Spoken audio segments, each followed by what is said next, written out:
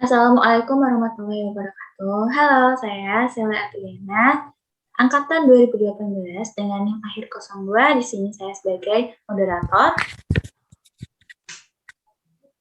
Dan saya Elijati Wijaya, angkatan 2018, NIM akhir 18, sebagai motivator.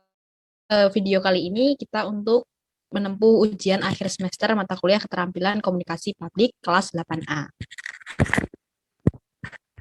Kali ini saya bersama dengan seorang motivator muda bernama Elijati Wijaya. Ya, di sini kita akan membicarakan mengenai optimis dalam pandemi COVID-19. Nah, untuk bagaimana sih optimis dalam pandemi COVID-19?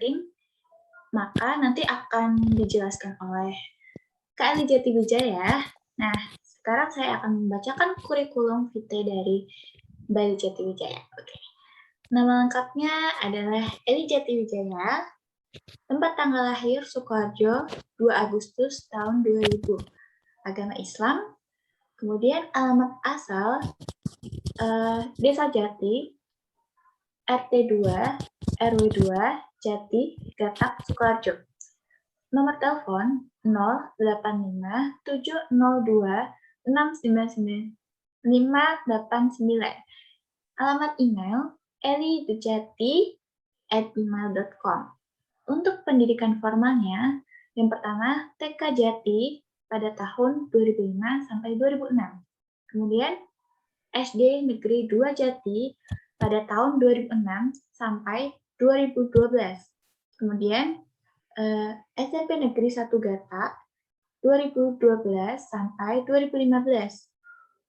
SMA Negeri 1 Kartasuro 2015 sampai 2018.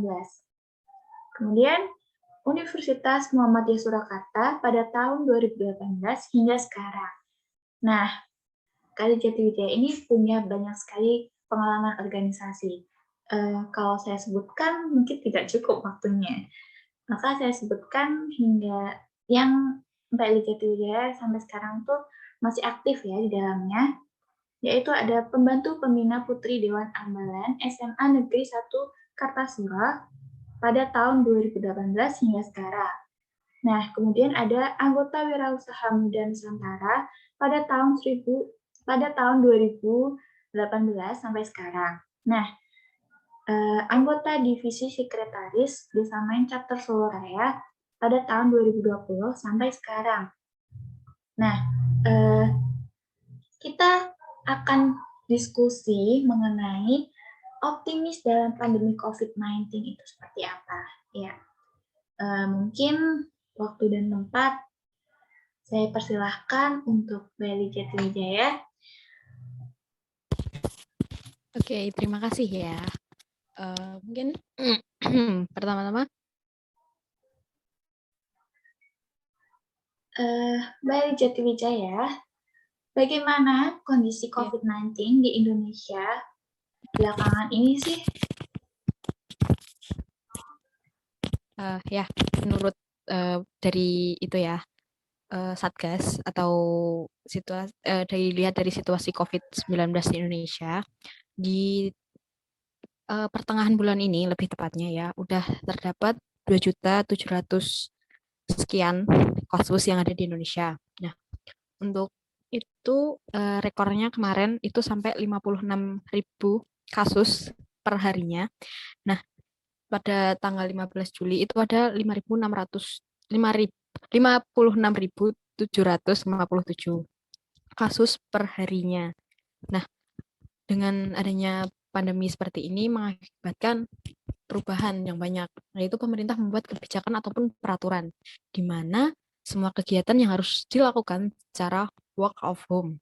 Nah, dengan adanya kebijakan ini, kita sebagai makhluk sosial merasakan dampaknya, merasa keberatan dengan kebijakan tersebut. Aktivitas yang menjadi sangat terbatas, terus menjadi terganggu, dan banyak hal yang tertunda seperti itu.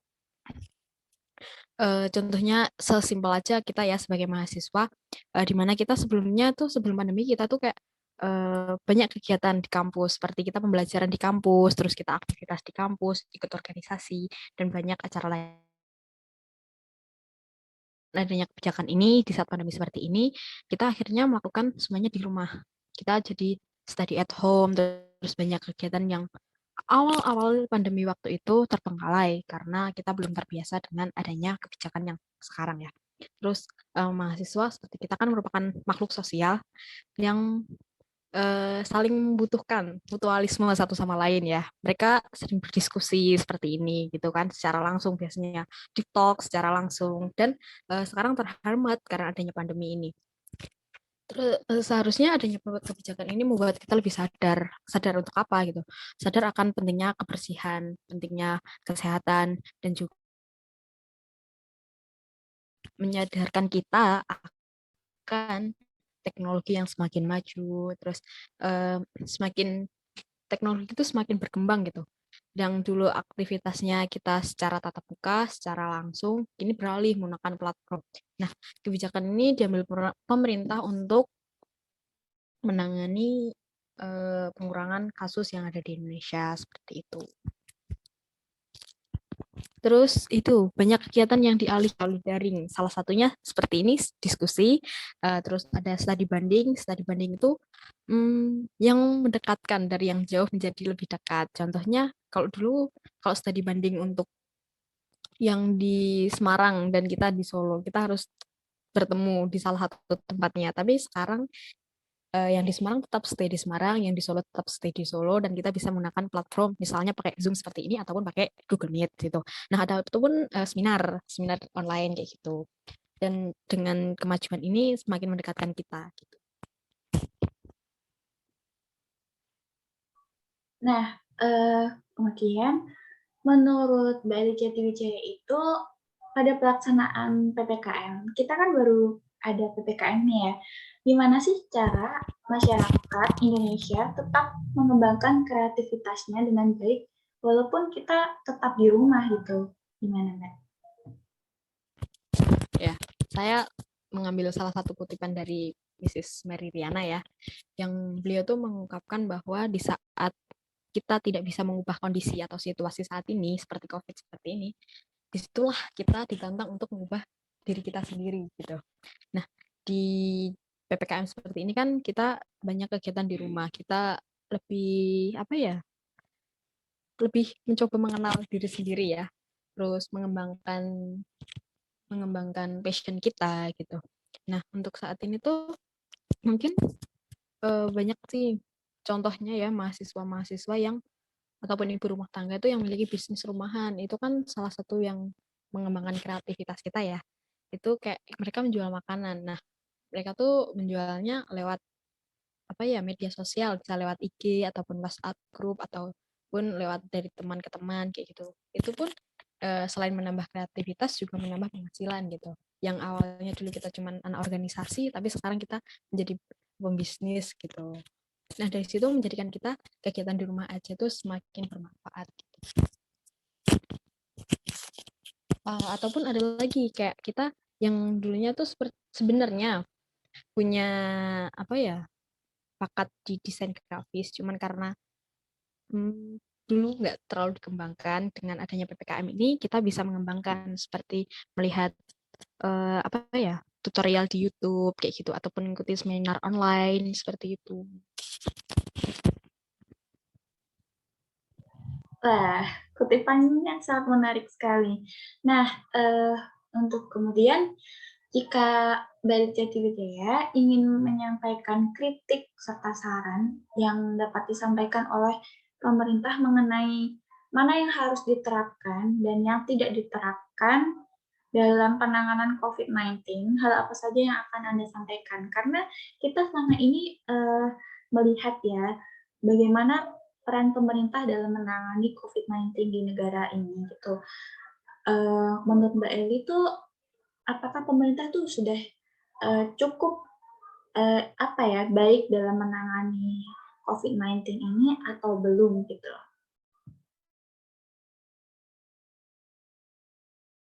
Kalau menurut saya pribadi ya, itu kayaknya masih kurang nggak sih gitu.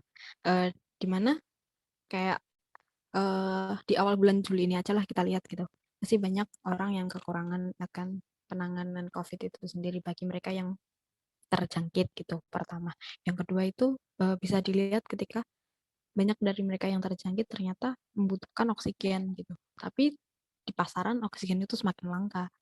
Belum lagi mereka yang harusnya dirawat di rumah sakit ternyata rumah sakit itu penuh gitu. Nah, tapi banyak komunitas seperti komunitas-komunitas yang ada di Indonesia. Kemarin salah satunya tuh komunitas yang dinaungi oleh Mas Givari kalau nggak salah, yang ada diwawancari di salah satu stasiun televisi, yaitu dengan adanya warga bantu warga, di mana di situ banyak informasi berkaitan tentang bantuan tentang isoman, terus berkaitan tentang oksigen, gitu, terus ambulan ataupun apapun itu. Nah di situ selain untuk mendapatkan informasi, baik memiliki informasi pun bisa menyalurkannya informasi ke situ gitu. Oke, terima kasih sekali. Diskusi pada pagi hari ini tuh benar-benar bermanfaat banget ya, karena kita bisa optimis lagi untuk menjalani PPKM ini ya. Iya, nah untuk semuanya aja ya, dalam kondisi seperti ini kita dipaksa untuk stay at home, untuk study at home juga. Nah, di sini buat para kita mahasiswa dan lain sebagainya harus coba mengembangkan diri kita lagi sesuai passion kita gitu. Terus dengan adanya ini emang mungkin di awal-awal kita akan terpaksa dengan kondisi seperti ini. Cuman jika keterpaksaan itu dilakukan secara terus-menerus, ini akan menjadikan kita terbiasa.